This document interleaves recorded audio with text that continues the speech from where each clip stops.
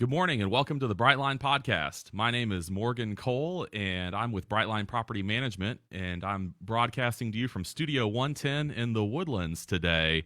It is Monday, April the 6th, a little after 10 o'clock, in the midst of our COVID-19 pandemic that we're all dealing with. And I'm here to talk to you about the world of real estate, our local community, and everything we see going on. So thank you for joining me. I appreciate it.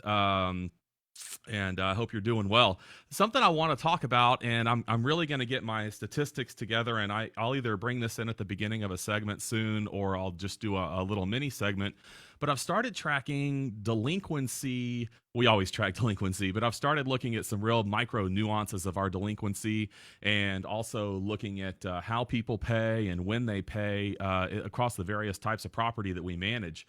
I know that if you're in real estate, if you're a landlord, this is real important to you. But also, you might just be a person in the world that wants to know, hey, how bad is this? Are people able to pay their rent?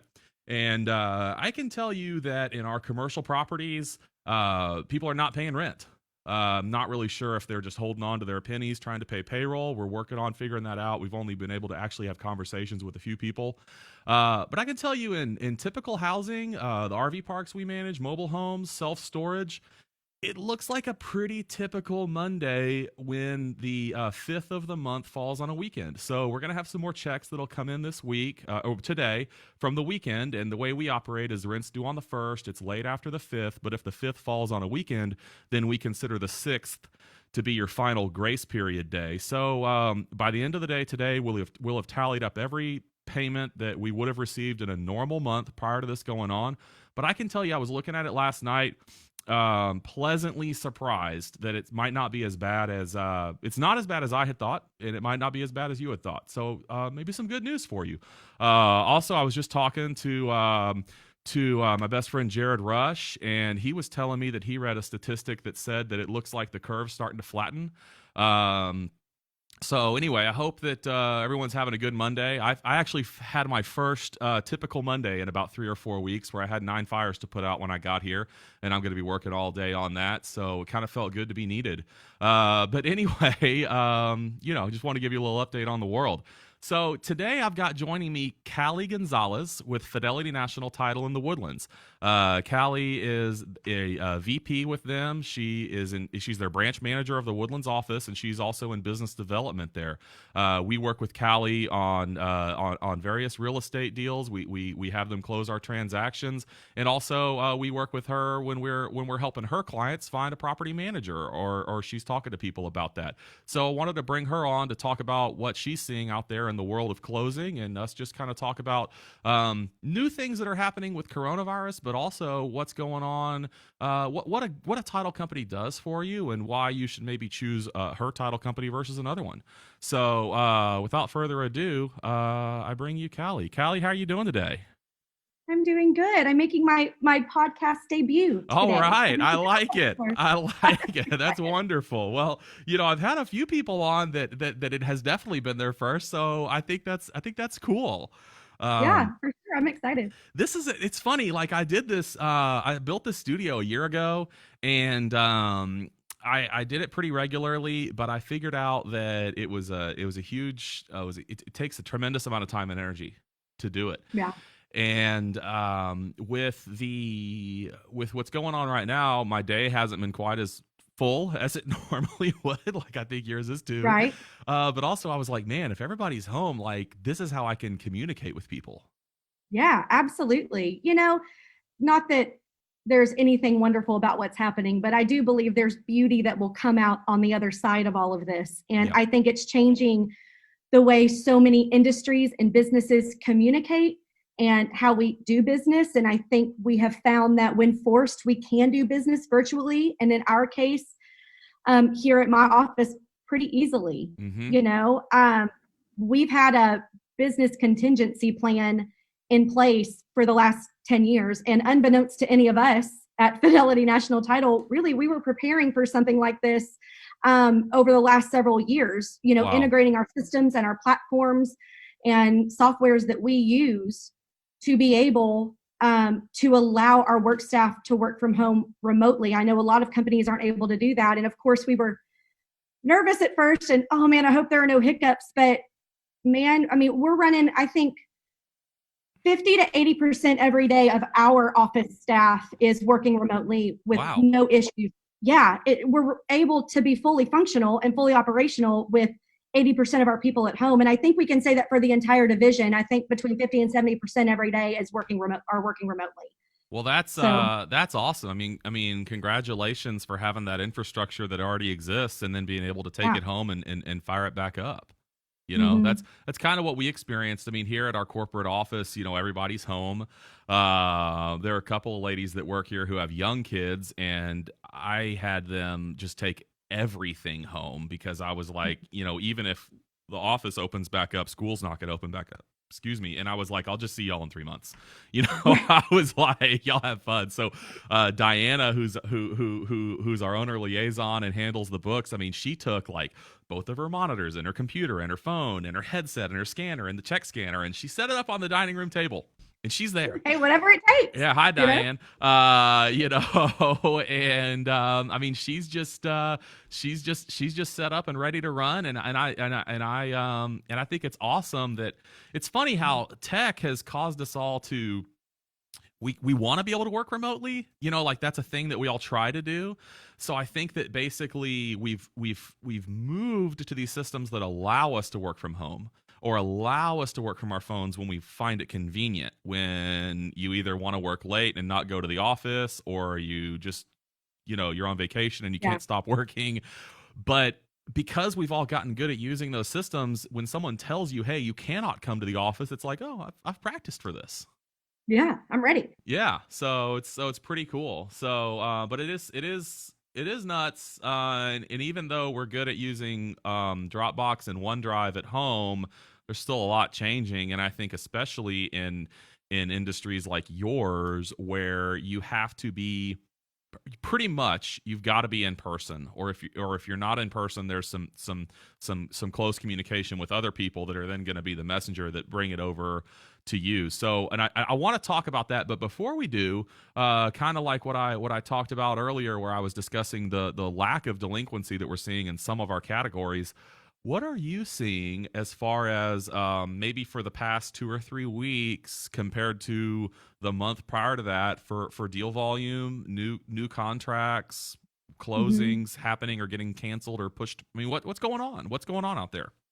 Yeah, so I think that you probably get a little bit different answer when you talk to, you know, lenders or, you know, maybe other title operations and offices. For our office specifically, we've got several refinances in the pipe. Those really are what's still along with no issue. Resales, they're probably not as busy as one would expect, obviously, for April, but they're still rolling in. I mean, we're opening several contracts today that we got in over the weekend. So kudos and shout out, to the real estate community who they're getting creative and they're figuring out a way to still do business. Again, it's not gangbusters like a normal April would be, but it's happening. Enough for us to be busy. Yeah, Friday all day long. You know, Fridays you typically expect to be busy with closings, and last Friday was no different. I mean, we were pretty busy. Yeah. I stopped choosing Fridays for closing dates on contracts a couple of years ago. Yeah. I was like, everybody looks at a calendar and they're like, I'm going to choose about 3 or 4 weeks from now, the Friday of that week. And I'm like, why bother? Like, just choose Tuesday. Like, let's make it a fun Tuesday or something, you know? Right, yeah. That, and I joke with some complicated real estate deals. This is no offense to y'all, but nothing ever gets done like on these complicated deals. I'm like, here's what I'm going to do. I'm going to get everyone to sign a contract extension, and we are not going to give it to the title company. Right. And so we're going to like pretend to the lender and to the title company and all these people that like the drop dead date is, you know, April 30th, but we're all going to be relaxed because we have an extension that's already signed by the buyer and seller till May 15th. Right. So I haven't actually used it yet, but I've threatened. That's really funny. It makes me think of, you know, the commercial deals that we've got open, you know, they can be open for 2 years and then you get a call on a Monday and say, we're closing Friday. Yes. And, you know, this multi-million-dollar commercial deal. Yeah. So it's we're pretty good at learning how to jump through hoops. Y'all I think are. that if you are in the title industry, you have to be a stress junkie, period, right? You have to love it, and then you have to know how to get real creative and jump through hoops. The thing is that, I mean, it's a there's no way around it. It's an emotional, you're dealing with emotions, whether you're dealing with just buyers and sellers who are emotional because they want to own this new house or property or whatever it is. And then you got agents who are earning their livelihood on serving these people and earning fees. Same with lenders who are doing the same thing. I mean, you have multiple parties involved. Everyone is a stakeholder at some level. Everyone's providing service to somebody else. You and I can't believe how many times I'm talking to various title companies and I'm getting emails at odd hours, non-work days, and I'm just like, good grief, these people don't stop. Well, and that's kind of, you mentioned earlier, why somebody chooses us over somebody else, and it comes down to really, a customer service issue. Now, the benefit of me getting to work for Fidelity National Title, it's such a large company. It's a Fortune 500 company. There are several technologies, solutions that we're able to offer our realtor clients, and they take advantage of those things, which kind of puts us, I think, a step above the rest. But those 5 a.m. responses to emails and weekend responses to emails and answering the phone at night, that's what we're here to do. I already said it earlier in this podcast, but one of our mottos between our sales team and our escrow team is whatever it takes. That's just how it is. And that's why people will come back. We're not really working to close this transaction. We're trying to be as great as humanly possible so that we get the next transaction. And so that's just the mindset every time. Yeah. And I think that it's, realtors and people buying houses are generally meeting up after business hours. Yeah. So, everyone has a built-in, like you're programmed inside to know that if I'm communicating with a business, I shouldn't expect a response outside of business hours. But when you do, it's kind of like, oh, that's nice. Like, I'm glad that they have figured out how to serve us when we're out doing our job. Not that everybody's just dark outside of 9 to 5 Monday through Friday. Yeah. So no, absolutely. So that's good. Well, I'm really glad to know that y'all are out there doing a good job for everybody still. And I'm glad to know that the deals are coming. So, please keep after those. But so here's what I want to know. I want to know, what does a transaction look like during a pandemic? What are you guys doing to receiving contracts are just emailed anyway, but a lot of people would typically be carting checks around, dropping checks off, coming here and there, everywhere. I mean, what's different right now? How are you handling just these normal mundane things in a different way? Well, for starters, I have noticed, not that this has anything to do with the title company, but I've been on several emails between agents on new contracts where buyers are starting to Venmo or PayPal or Zelle their option fee. Oh, that's smart. I know, and we've got some big investor clients that already do that. That's their standard operating practice. I just don't see that in resale very often. So 3 of the emails on contracts I had this morning talked about, Zelling or Venmoing that option fee to the seller. Now, we still have to receive the earnest money. We are having people bring in checks, but the majority are sending a wire. So that alleviates them from having to come in or exchange checks between anybody. Our practice is the same, obviously, up until the closing. So right now, some people are fearful and they're not wanting to come into the office, and that's okay. If you're a cash buyer, we already, before the pandemic, never required a cash buyer to come into closing. We allow them to DocuSign everything. There's nothing in their packet that needs to be notarized, so we will allow DocuSign on those docs. Now, if they want to come in, before the pandemic, they were more than welcome, but typically they would wire their money, DocuSign, and they would be done. Yeah. The seller would always still come in because we do have a few documents that need to be notarized, specifically, obviously, the warranty deed. Yeah. And then we've got an affidavit in our packet that we need the seller to sign. Now, what we're doing these days is we're taking the entire seller packet minus what needs that wet signature for a notary, right? And we are sending that to them via DocuSign. So now we're doing what we call curbside closings. Um, they DocuSign their packet. They pull up to the front of our building, give us the Wow. call. Yeah, it's really fun, actually. I kind of like it. Yeah. We run out there. We have just the signature pages on their warranty deed or the affidavit, and maybe if their buyer has a lender that is requiring some lender docs to be signed, we're sticking that on the clipboard, having them sign it. We see a picture of their ID, we scan it, they sign the notary book, and then they're able to drive off. We come back inside, marry all the documents, and make sure that they securely receive a copy of everything that they signed. And that has been, like I already said, kind of fun, but real convenient. And I think the sellers are really appreciating it. Oh, For of course. sure. That sounds awesome. Yeah. I mean, it's fun to go to a closing. Like, it's fun to go to the title Yeah. company. It's fun to have that event take place, and y'all have got Right. the little Lunchable tray out with your ham and Ritz crackers and stuff, Normally, yes. and Yeah. all that. And that's like a neat experience. You feel welcome and invited and stuff, but like, just to be able to cut to the chase and say, hey, look, we know what's got to get, we know what we have to do. Mhm. The stuff that, like you said, doesn't require a wet signature, DocuSign that. Right. I was talking about it a couple of weeks ago with somebody. DocuSign is more secure than a notary. Mm. I don't understand why. I'm telling you, some sort of acceptance of digital signature is going to be courthouses. It will come of this, that courthouses begin to accept some sort of certain electronic signature system. If you've got Yeah. a selfie of me while I'm signing the thing, if you required that, if you required a selfie with my driver's license, I've had to do that for things before to verify who I am. If you know the Mhm. latitude and longitude of where I was, the name of my device, the IP address where I signed, and I signed it on DocuSign, I do not understand how that is less secure than a human being looking at my ID and saying, yep, that's Morgan. He signed this thing. Well, here's the deal. We actually do have the ability to do everything that you just said, which is amazing.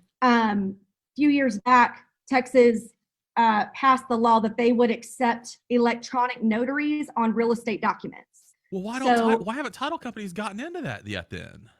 I think most probably can. We waited a little bit for the county clerks to say, okay, we can take that, Oh, electronic top notary. down. So Texas said it's okay, but county clerks are the recipients, and they haven't said it yet. So it means title companies aren't quite rolling it out yet. Well, no, county clerks are on board now. What it is, the lenders, that causes a big change into their system and what they're able to accept.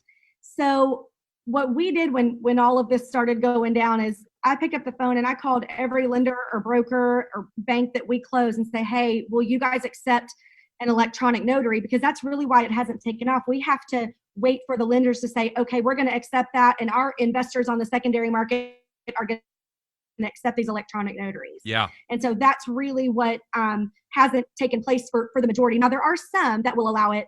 And a lot of the folks that I talked to when we were just kind of getting on the horn, seeing if they would accept it during all of this, they're like, it's on the table. We haven't pulled the trigger on it, but it's on the table. And if it comes down to it, we might be making some changes. Well, then I was So, not aware that at the state level or the county clerk level it had been authorized. So I think that it's great that that's already paving the way. But I think I still hold to my statement that it will be solidified from this event. I think you will see I sure hope. your other people start to accept. And I know a lot of it is a lender issue. I mean, the lenders are obviously very concerned about letting their hundreds of thousands of dollars fly every time that someone says, hey, this deal's ready. Absolutely. And they have to package that up and they have to sell it. So that makes total sense. But I think that's a good thing. On the option fee subject, though, my gripe with the residential contract versus the commercial contract is the delivery of option money is separate than the earnest money. Mm-hmm. And it is the biggest pain in the neck to have to take a $100 check from your client or whatever the option fee is, and then go. You're supposed to take it to the other broker, agent, or the seller and say, hey, receive this check and sign this receipt that says you received this check. Whereas in the commercial so not only do you need to go to the title company, or y'all are great and y'all will come pick it up, but not only are we getting earnest money from point A to point B, which is a little bit easier process, but we also have to get this silly, symbolic earnest money check from point A to point B. Whereas in the commercial contract, it says, the earnest money is $5,000 less $500 that the seller shall retain as independent contract consideration if the deal is terminated. And I do not Mm-hmm. understand for the life of me why that language can't exist in the residential contract. And you give one check to the title company, and then if the deal falls apart and you refund the earnest money, have it say that $100 will be refunded to the seller. I agree. I have never thought about that.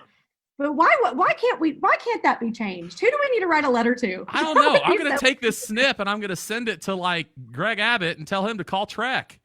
Nelda Blair. We're going to call Nelda Blair. We're going to get her on this. She can make that happen. Nelda, I'm calling you. Makes things happen. I'm Yes. calling her. I'm telling you, I actually took the language from the TAR commercial form and put it in special provisions, and I sent it over to an attorney, and they were like, "That would work." They're like, "You've basically covered everything, but don't do that." Like, like talked about paying the option fee because, anyway, it really, you know what grinds my gears? That's what grinds my gears right there. It's that one. That has been a huge nuisance to me since I began doing this. Is why does it need to be two silly checks in a residential deal, but it's one check in commercial or one wire in commercial? Yeah. So, I've not thought about that, but your irritation is validated. well, thank you. Yep. Yeah. No, we're gonna get that. We're gonna get that going. We should start a Facebook group and get signs and all kinds of stuff. One check contracts. That's what I'm ready. I'll sign. That's great. That's great.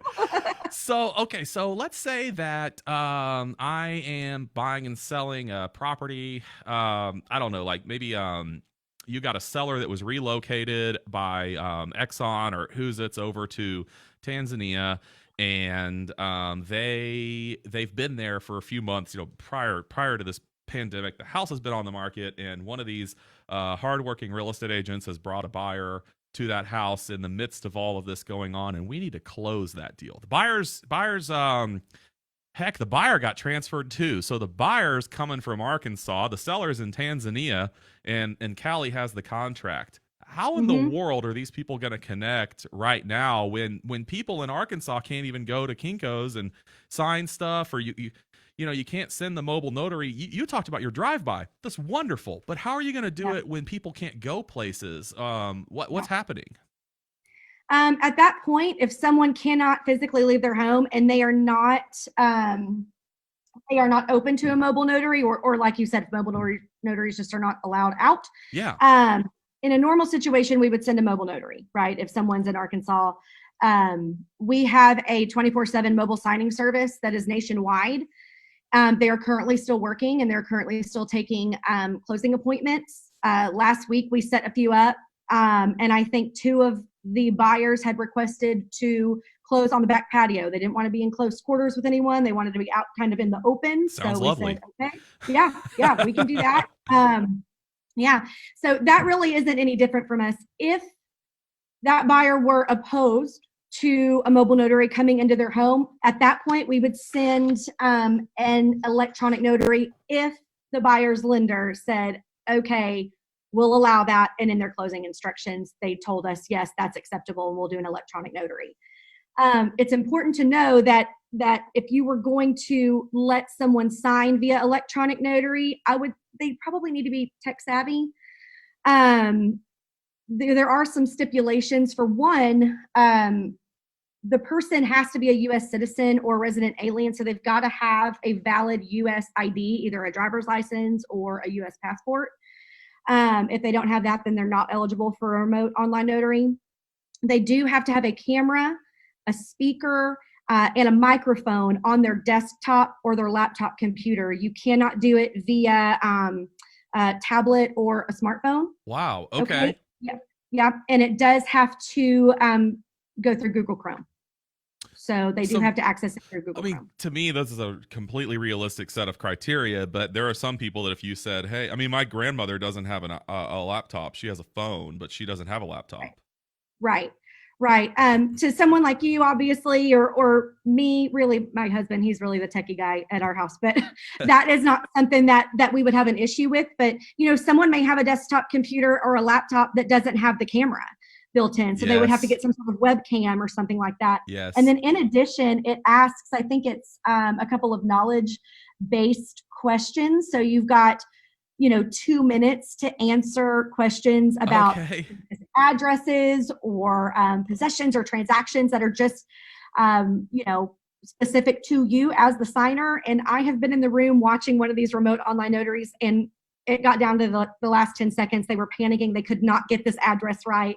I think they were somewhere in the Middle East. So, I mean, it was in the middle of the night for them, and they were trying to think and answer these questions. They ended up getting it, but I'm telling you, we had like 3 seconds to spare on that. Wow. And if they don't get it right, then they're not eligible. They're not able to do the remote Real online. adrenaline pumping real estate closings you've got going on here. Yeah, it was a nail biter. That's great. That's great.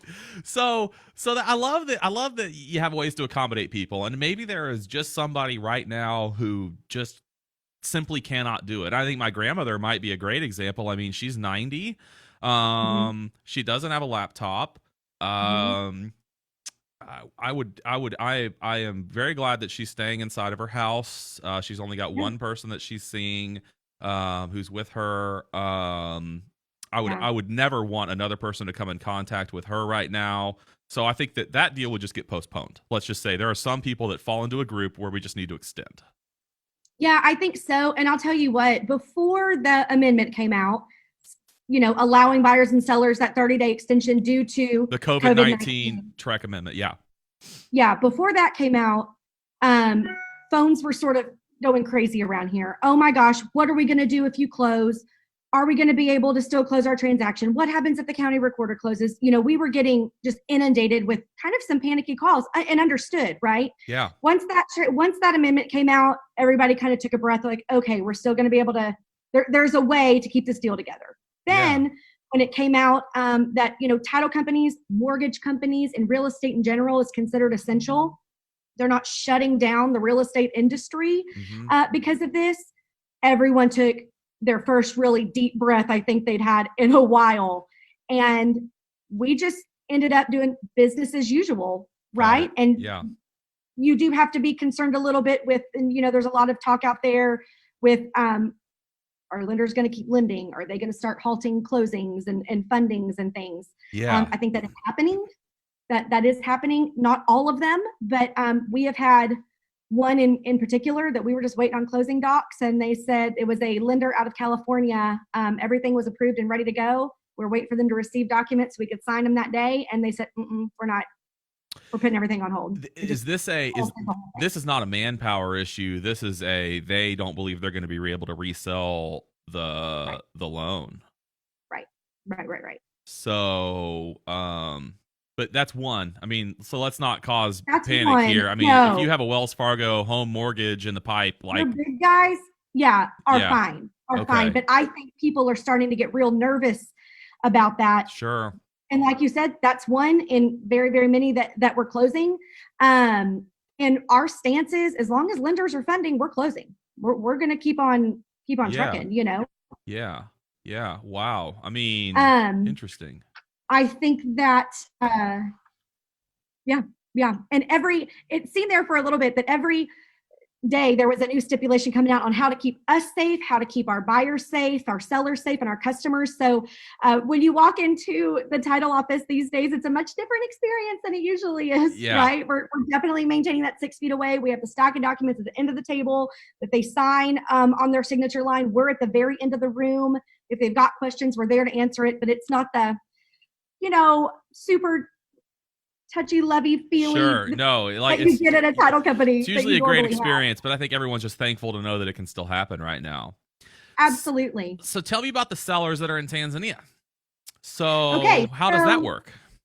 Okay, we're running into this several times. Usually we run into this maybe once a year. But if we've got someone that is in a foreign country, and I don't know if Tanzania is part of the Hague Treaty, right? That was just the most remote word I could say. So why don't you give us a realistic country where you're doing deals?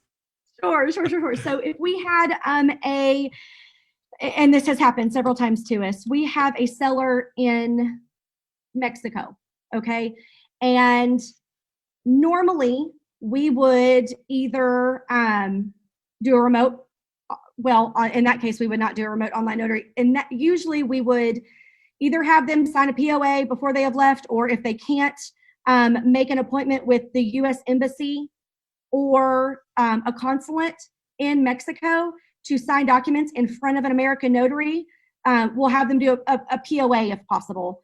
If they weren't able to do that, in this case, what's happening right now is, and we've had it happen a couple of times, we've got a seller in a foreign country, part of the Hague Convention, who the U.S. Embassy and the consulates are closed, so they can't go make an appointment to sign documents then, and they are not eligible for remote online notary because they're not a U.S. citizen or resident alien. They have no form of valid ID. Well, that Right? sounds like a simple problem to solve. Good grief. Yeah. And when we get those calls, we start asking these questions, and okay, it's like brick wall there. There's a brick wall there. There's a Yeah. brick wall. Like, what are we going to do? So, what we've been doing, because we do a lot of foreign national business here in our Woodlands office, it's up to that client. They've got to find somebody, and it's typically an attorney in the country that they're in.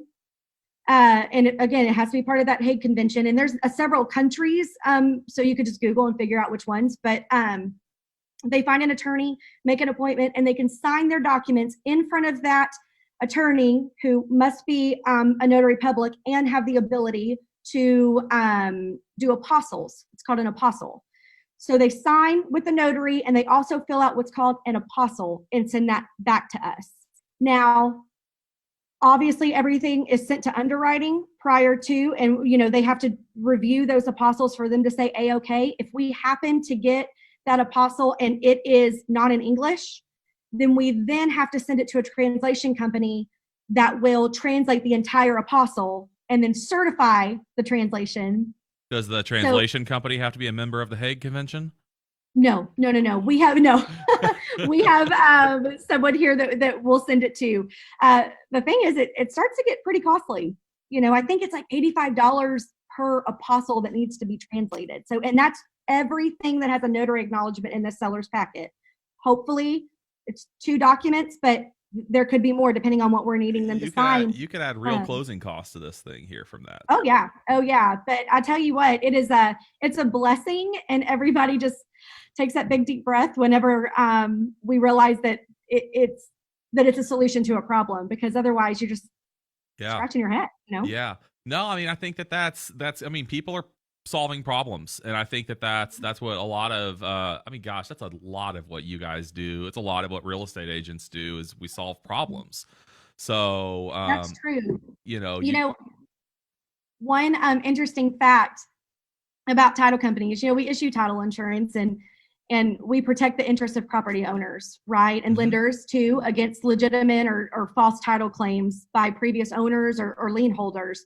But one fun fact about title companies is settlement agents nationwide collect, I think it's upwards of $3 billion in delinquent real estate taxes a year. And that's no cost to taxpayers, right? So through closings, wow, settlement agents across the country are responsible for that. And I think it's something like, I think it's 1.5 billion in back income taxes. Wow. I mean, it's pretty, yeah, because all of those things are looked at. Sure they are.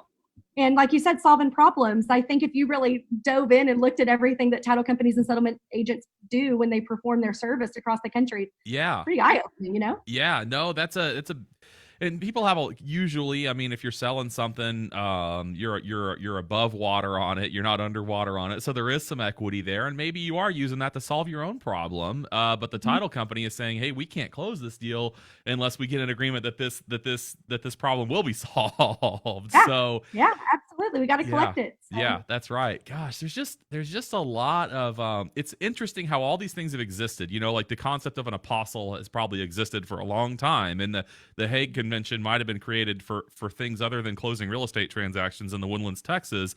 But people are figuring out, say, hey, we could use this to make this document legal. We could use this in lieu of this to facilitate this closing. So that's pretty cool. I know that for a lot of people, closings at title companies are not the most engaging topic ever. But I mean, it's a real thing that a lot of people deal with or have dealt with. And if you can imagine what it was like last year or 5 years ago when you bought your house, and then put yourself in the shoes of the person who's buying and selling a house today, I mean, that's relatable.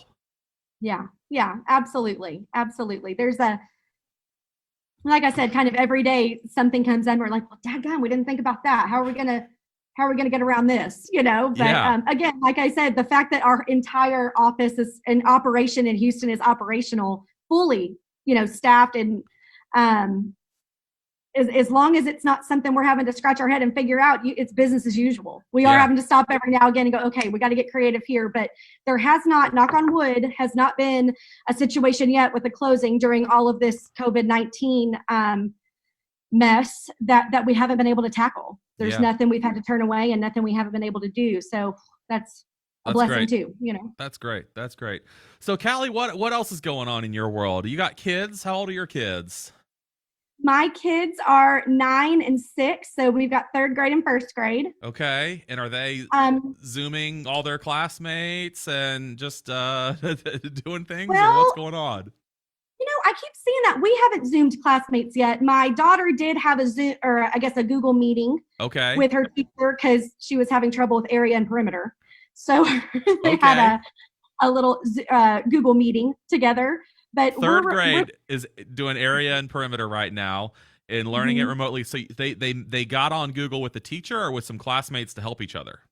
No, with the teacher. Okay. So she emailed me and said, "Hey, Cohen turned in, some work, and I know she got 3 of them wrong, and I can see what she's doing. I want to do a Google meet with her so I can talk to her in person because I know what she's thinking." I was like, Yeah. "All right, Cool. great." So Cool. Richard and I, my husband and I, are both,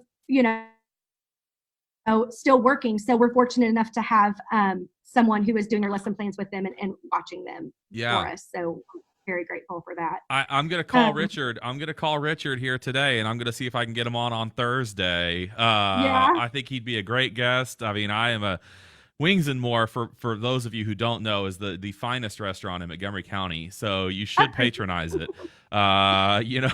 With or without a pandemic going on. But Richard's a Yeah. great guy.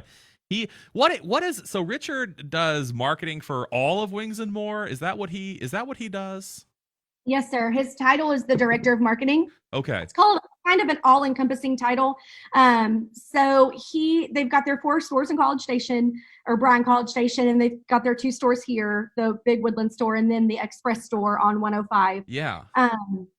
So he's in charge of marketing for all of those. If someone's interested in buying a franchise, he's the guy you talk to. He also helps with their database and IT guy. And Gotcha. it's a small business. It's an amazing Yes. business. Worked there over like 20 years. So Yeah, yeah, no, that's super cool. I'd love to get him on here just to talk about what he does there, but also what they're doing as a restaurant here in Montgomery yeah, County. How they're handling all this. yeah, it's interesting. The restaurant business, just like the title business and the real estate industry, everyone had to make those abrupt changes really, really quick to their business. So I think everyone's got a real interesting story Yeah. in how they adapted. Well, I mean, adapting rapidly for sure. We're finally I feel like we're finally also getting into a pretty good routine with just understanding how to handle everyone being at home, Mhm. and what to expect. I thought that there were a couple of articles or posts or something that went around on Facebook maybe about 10 days ago where I think some parents, moms were concerned that they were like, I can't teach my kid for 8 hours a day. And so these articles came out and they're like, y'all, homeschooling is not regular school. You don't need to do school for 8 hours. If your kid is Yeah, in kindergarten, it's like 1 to 2 hours. And if they're in middle school, I don't remember what it was, but I think in high school, it's right. essentially 3 hours or something like that of actual coursework. Yeah, So I think that kind of quelled a lot of people's nerves and stuff, sure. to kind of have some insight into something they'd probably never actually researched, other than you Right. just think everyone's a kooky person who homeschools, and now we're all like, oh hey, this is actually awesome, It's pretty great. it is Yeah, I pretty get it. great. I get it. Yeah, yeah, no. But yeah, it's been interesting to kind of go like from like a high of like, okay, we're gonna do all this, to a low of like, oh my gosh, this is impossible, to like, okay, hold on, we got to get a schedule and figure some stuff Yeah, out. the So waters feel calmer they really this week. do. They We really are do. getting into the groove, Yeah. for sure. Yeah, that's good. Well, enjoy it, because you're going to be swimming for 4 more weeks, or 8 more weeks, I Right? think. I think so too. This But is we'll make it. Yeah, yeah. That's good. That's good. Well, listen, thank you so much for joining me today. This was wonderful to talk to you about what's going on in your world and how y'all are still serving your real estate clientele, and everyone knows, hey, look, deals are happening. Things are going under contract. Contracts are still closing. Lenders are still Yep, funding. Uh, the world is going on. So, it is. Absolutely. yeah, no, that's Happily. that's super. That's super. So, well, really, Kalli, thank you so much for joining me, and I look forward to catching up with you soon. Yes, sir. Thank you for having me. I appreciate it. All right, thanks, Kalli. Bye bye. Bye. All right, well, there you have it, folks. That was Kalli Gonzalez with Fidelity National Title Company in the Woodlands, and she joined us to talk about everything that's going on in her world. And I'm thankful to have people like her that are out there still serving our real estate community, doing a good job, and also willing to get on the show. That's fun for me to talk to people. This is just like having a Zoom conference with your friends. My wife was doing that last night. I'm getting to do that and talk to people about things that I find interesting, and I hope you do too. Like I said, I am going to get her husband. Hopefully, I hope I can get her husband Richard on the show on Thursday. I'm doing this on Mondays and Thursdays, and as I mentioned before, I'm going to get y'all some details. I know for me, just seeing the numbers and the statistics kind of helps when your brain can kind of run amok, and you can think, oh gosh, everything's ending. I don't ever want to be a real estate investor. No one's paying their rent. I'm going to get you those statistics, and we're going to see who's really paying and not paying. And we'll keep watching that, and we'll see, is it that everybody had things on auto draft in April and all the payments went off in April, but then they're going to cancel them in April and nobody's going to pay in May? Of course, that remains to be seen, but, we're seeing a lot of people that are just mailing regular checks and money orders to our office, and we're processing them. So, anyway, thank you for joining me. Hope you're doing well. Hope you're staying safe. Respect all the orders that are given to you by our government. If you're able to stay home and you don't have essential work to go out there and do, just do that and be good. So y'all, thanks again, and I'll see you Thursday.